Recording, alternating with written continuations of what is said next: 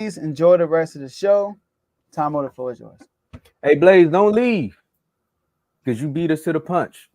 You want us to talk about Dallas? We're going to talk about Dallas. Here you go. So we got another ex-Cowboy coming out after they leave and, they get their money from somewhere else and, they got to do it. They just got to be like, well, the culture here is just all about football. And we just, down in Dallas, it's something different. But that's just me being funny because I'm a Cowboy fan. But I'm going to play the clip so you all can judge what he had to say for yourself. Dalton Schultz did an interview yesterday with, what's my man name? Pat McAfee, and they asked him, they said, hey, a lot of people played in Dallas and they always talking about the culture because the all-season word for the Cowboys is there's two phrases, all in and culture. Those are two things that's just going around in the media. It ain't nothing about Super Bowl or playoffs. So I want y'all to know that. Nobody's thinking about the Super Bowl. We're worried about fixing the culture. Now, Dalton, tell these people, man, how you felt about Dallas.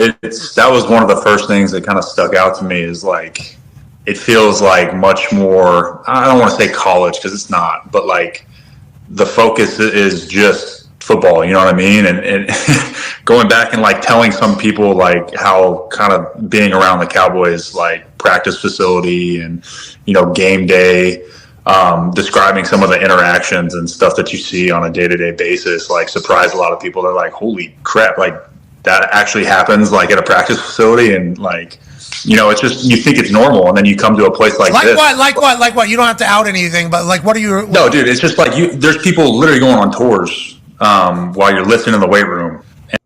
And that's just a little bit. So we can pause it right there because there's a little bit more, but we got to react to just that one little segment of it. And me being the local Cowboy fan on the show, it's funny that Worms actually tuned in too, man. He said we're gonna stand strong.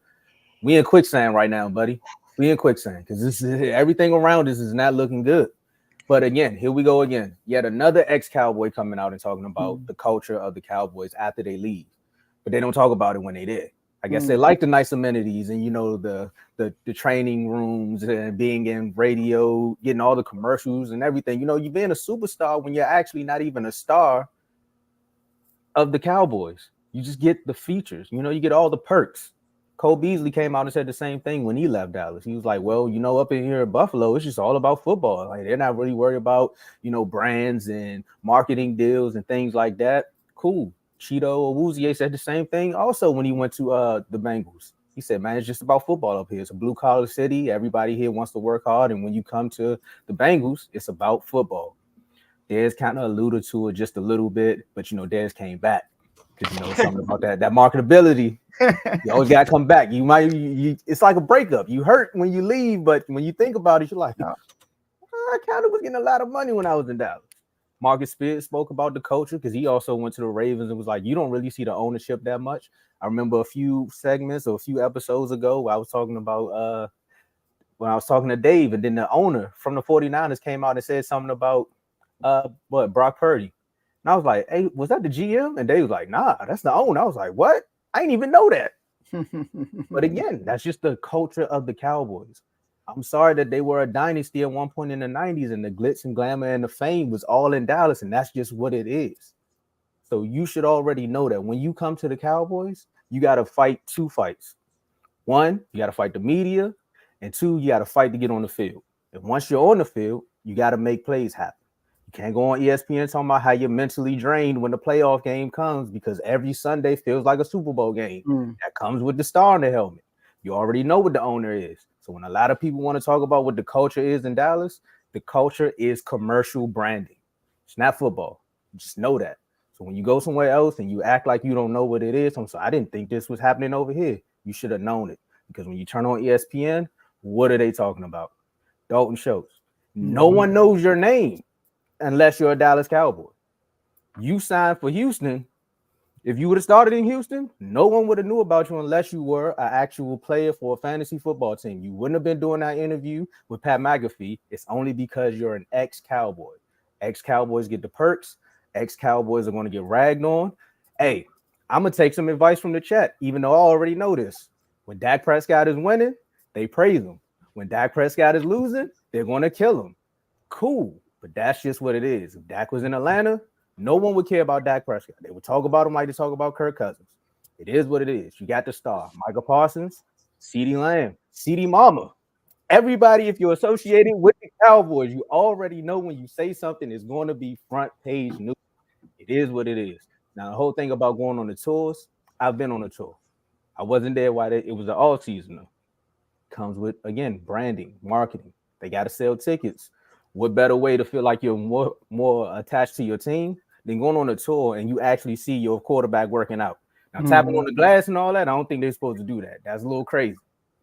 And also to say it was a zoo, I probably did feel like a zoo because you got people knocking on the glass while you trying to do, some pull-ups. It's a little strange, but it happens in Planet Fitness all the time.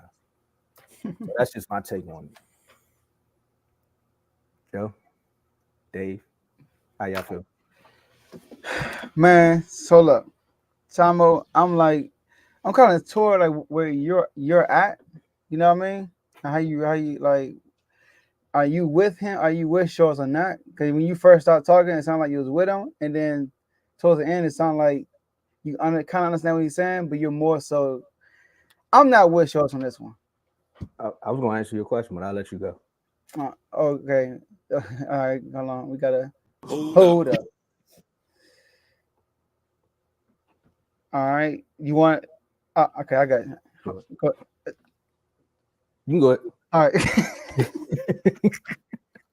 Shout out to Warren with a $9.99 super chat.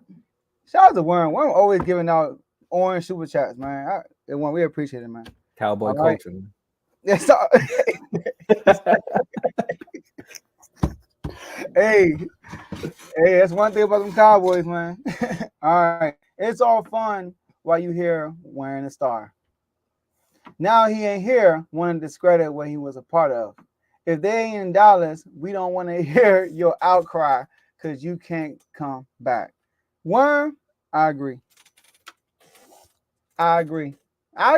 He basically saying what like what Tom was saying. When they were here, nobody said nothing, but soon they leave, they try to bash Dallas, right? Now I get it. Sometimes people do that with other teams, and reasonably so, you don't want to, rightfully so, you don't want to bad mouth your team while you're on it. But then Schultz want to stay with y'all. Yeah. He wanted to sign back with y'all, right? Last time I checked, Yeah. He wanted to be in Dallas. And look, I'm thinking about the people you name. Cole Beasley, Cheeto the Bills. The Bills haven't won anything in their career, their franchise history. Okay. Who else you say? Cheeto Awuzie, he went to the Bengals. The Bengals. They won anything in their franchise ever in their franchise history? They went to the Super Bowl. It was the Super Bowl. I'm gonna get you. I'm gonna get them on that one. All right. And the Texans. What have the Texans done in their whole existence? Nothing. What were they last year? Huh? 1-2 playoff games. Now the Ravens, different. You brought the Ravens too. Ravens a different culture. They had one of the best coaches in the NFL. They do. I get the Ravens that. But here's my thing with Dallas. Don't stop blaming Jerry Jones on your downfalls. You mad at the man because he's trying to make more money for the franchise? It's so much of a distraction that y'all can't get it done. He got the wrong guys. That's the answer. He has the wrong guys.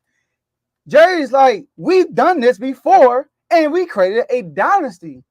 And you think it's not doable? No, you're not able. You're not capable of making it happen. Maybe you're not the right guy. Next.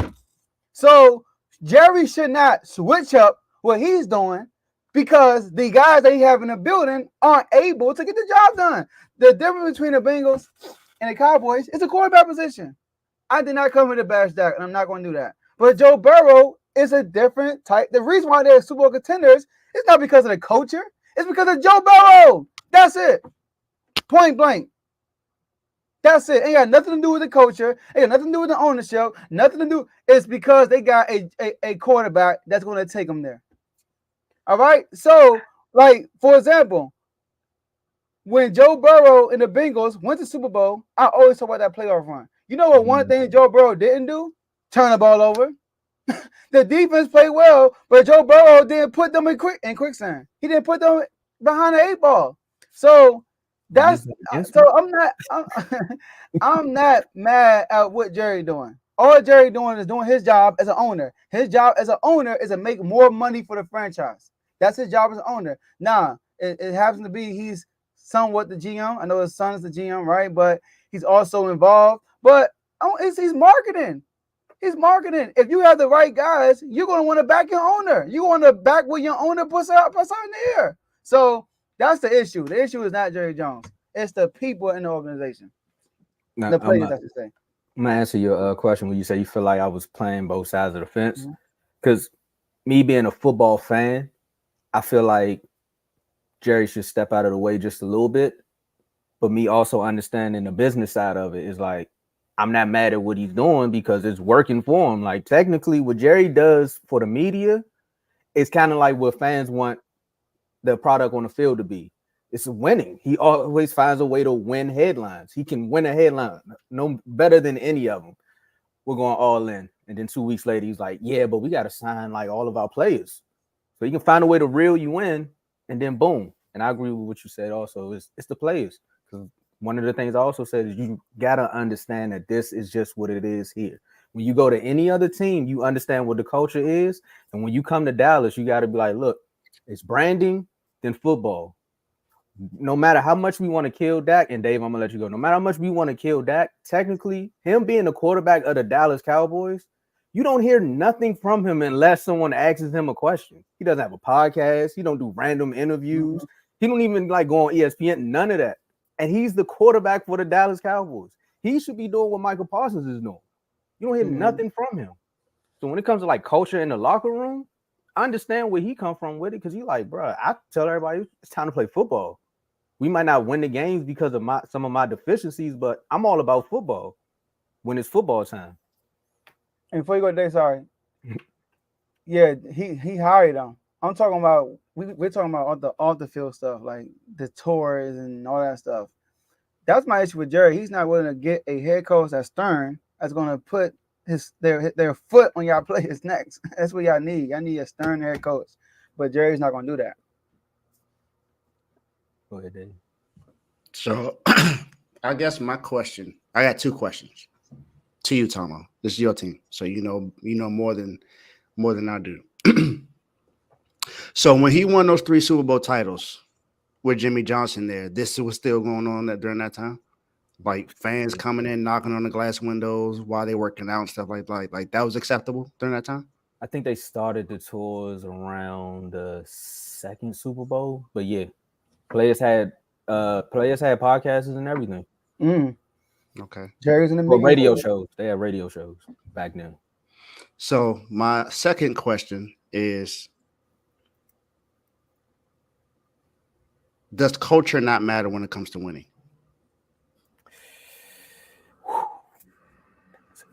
That's a good question. Let me take a second on that one. Yeah. Now, how I can phrase it because of Jerry is this was the culture that we had and we were winning. Mm-hmm. So it kind of leans to what Joe was saying about do we have the right players? Okay. So I guess I'm the lone wolf in this, but I don't agree with either one of you simply because of the culture. Now, business-wise, hey, do you think, Jerry? I'm not mad at what you're doing. My issue with this is if you are supposed to say that your team is focused on winning and building a winning culture, the winning culture now is not always going to be the same as it was back then. This is a new regime. Also, Joe, just like you said, you need a head coach that's more stern. Jerry clearly doesn't want a more stern head coach, which is why he has Mike McCarthy there. So because that's going on, a lot of this stuff just needs to change. If you're not going to have a stern head coach, you need to put other things stern within the culture to allow them to be able to focus on football. I did not know all this was going on with the last 2 Super Bowls that they won. So, okay, I feel you there, but you also had Jimmy Johnson there. That was a stern head coach, and even the coach after him was stern. You don't have that going on right now. So I believe all of these things that are going on aren't going to help your team out because there's no focus strictly on football because there's so many things going on at this moment that your team has Micah his podcast ain't helping nothing at all. What we tell Micah all the time: put the mic down, Micah. Focus. Jerry, stop having people come in and visit while people working out. You can still have people come visit the stadium. I'm not saying that you can't do that, but do it at different times. You know what times your players are in there working out. Jerry, you're the most involved owner in all of football. Right or wrong? He's the most involved owner there. He's also the GM. Yes, Steven is there, but we know Jerry runs everything. I'm fine with players having podcasts. Fred Warner has a podcast. We still got to the Super Bowl this year. I'm okay with having a podcast. I have nothing against that. But it's for me, it's about the content you're putting out there.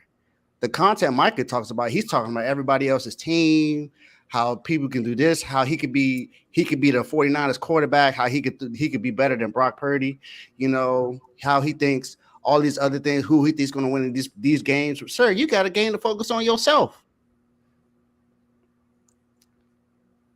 Now, Dalton Schultz did want to go back to Dallas. So you have a point there. But just because someone went back to Dallas and they went to another coach, it doesn't mean that culture where they went to didn't change. Are y'all forgetting that there's a new coach in Houston right now? That's not the same regime that was there before. Like this is a new head coach. What culture did he come from? He came from a winning, somewhat winning culture. Somewhat, I would say. Okay, championship culture. Man, Mike and Dion was party heads and still got it done. Players need to just understand how to turn that switch on and off. Guys today just care more about our money than the game. I get your point when you talk about that, Worm. Shout out another nine. Worm, you got money to spend, huh? Hey, when you spending it in free agency, we got to spend it somewhere, right? Shout out, but my thing is, just because something worked then doesn't mean it's going to work now. We always say that things change, right? Cultures change. Sometimes you just need a culture change. And I believe in Dallas, there's some things that need to change. Now, like as I said, again, I'll say this again. Jerry is doing what he needs to do business-wise. That's fine and dandy. But at some point, you got to be able to allow your players to focus while they're at least working out, while they're doing other things that pertains to football. Allow them to focus. I always say, do this in the bye week. The bye week or something like that. I don't know what times this happens, but do it at different times. Like I said, Jerry, you're known in that stadium enough. You know all the players' faces, you know all the names, you know the times that they're working out, you know all of that. Then you should schedule things to be at a different time, man. That's just me. Hey, Tomo, I know it's your team, but can I say something? I got some stuff to say too. Go ahead. Go ahead. Go ahead. So as far as the winning culture, I know this has been going around a lot, and we got to separate the two because the Cowboys have a winning culture as far as regular season. They don't have a championship culture. Now, this is what other teams have. The championship culture is what the 49ers are doing, where they keep making the NFC championship and going to the Super Bowl. That's championship culture. So it's already set in stone. The Cowboys have a winning culture. You can't win 36 games, make the playoffs, and whatever happens in the offseason is what happens, but that's still a winning culture. Oh, no, I get that. Yeah, but Barry Switzer wasn't as stern. He had the players that was there from Jimmy Johnson. Now, one thing I will allude to, and we are talking about with building the culture, is the one thing Michael Irvin always said, and we always crack out jokes about Mike Irvin, but he said, look, we knew when to party, and we knew when it was time to play football. You need someone in that locker room that's going to stand up and be like, hey, now is the time to play football. What we do once we leave here, that's cool, but once you walk through them doors, it's all football. Like, leave your TikToks and everything outside. That's what the locker room was built upon. Jimmy Johnson helped solidify that culture, but Mike Irvin then was like, look, if you don't want to win, we need you out of here. And that's what Dallas isn't doing. And as far as like the coaches, that goes back to Jerry and him. Well, we paid him, so he has to play. No, if Wanye Thomas is better than Jaron Kearse, put Wanye on the field. I don't care about you just paying him. We need players that actually want to play and win the game. That's when it comes down to like Jerry being in the way of the culture. Yes, I agree, Tom. I think Jerry off the field amenities, like people watching them work out, that's not causing them to lose. That's not the reason why they lost, because people are watching them working out. It's his GM skills of getting the right head coach. Y'all ain't had no linebackers. That's the problem. Like Dan Quinn sitting right there, and everybody's begging y'all, promote Dan Quinn, promote Dan Quinn. Get McCarthy out of there. Get Dan Quinn going now. Yes, I got Mike McCarthy. So that's Jerry's problem. I always mention that. Like, he needed to get a real head coach. But when it comes to the off the field stuff, I'm so disappointed in the comments right now. They want Jerry to dumb down for these dudes, basically. Oh, it works differently now. We can't do the same we did back in the 90s. We can't be acting like this. Oh, no. Podcast? Last time I checked, Draymond Green was doing a podcast in the whole playoffs, and they won the championship. So it's not about podcasting. It's not about touring. Do you have the right guys or not?